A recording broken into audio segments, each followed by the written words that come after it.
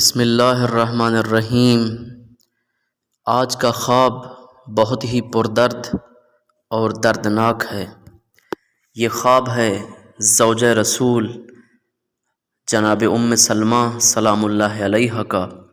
یہ کوئی معمولی خواب نہ تھا، یہ ایک ماں کا خواب تھا جو آنے والے قیامت خیز لمحوں کی پیشگوئی بن گیا۔ مدینہ کی پرسکون فضا تھی، لیکن نبی کریم کا چہرہ غم میں ڈوبا ہوا تھا۔ حضرت ام سلمہ فرماتی ہیں، میں نے رسول خدا کو بہت پریشان حالت میں دیکھا، آنکھوں میں آنسو جاری تھے، دل غم سے بوجھل بن گیا تھا۔ میں نے عرض کیا، یا رسول اللہ، آپ کیوں اشک بار ہیں؟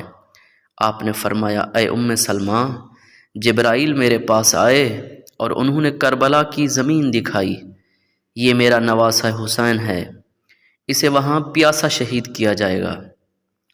آپ نے ایک شیشی نما ظرف میرے سپرد کیا جس میں کچھ سرخ مٹی تھی اور فرمایا، ام سلمہ، جب یہ مٹی خون میں بدل جائے تو جان لینا میرا حسین شہید ہو گیا۔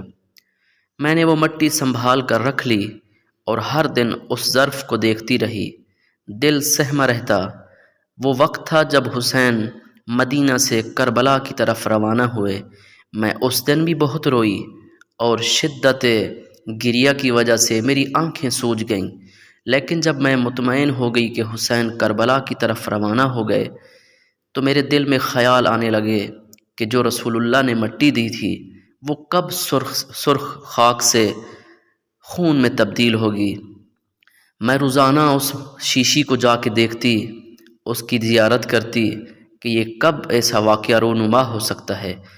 اور پھر وہ دن آن پہنچا، 10 محرم 61 ہجری۔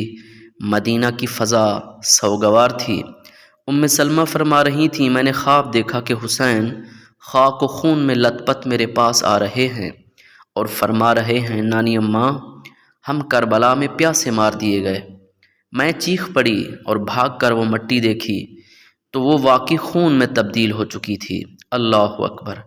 کربلا جہاں ہر لمحہ قربانی کی نئی مثال بنا، جہاں اکبر نے اذان شہادت دی، قاسم نے بکھری ہڈیوں کے ساتھ لبیک کہا، عباس نے بازو کٹوا کر بھی وفا کا علم نہ جھکنے دیا، اور پھر وہ لمحہ آیا جب حسین اپنے 6 ماہ کے اصغر کو اٹھا کر دشمن کے لشکر کے سامنے لائے اور کہا، اس بچے کو پانی دے دو، یہ بول بھی نہیں سکتا۔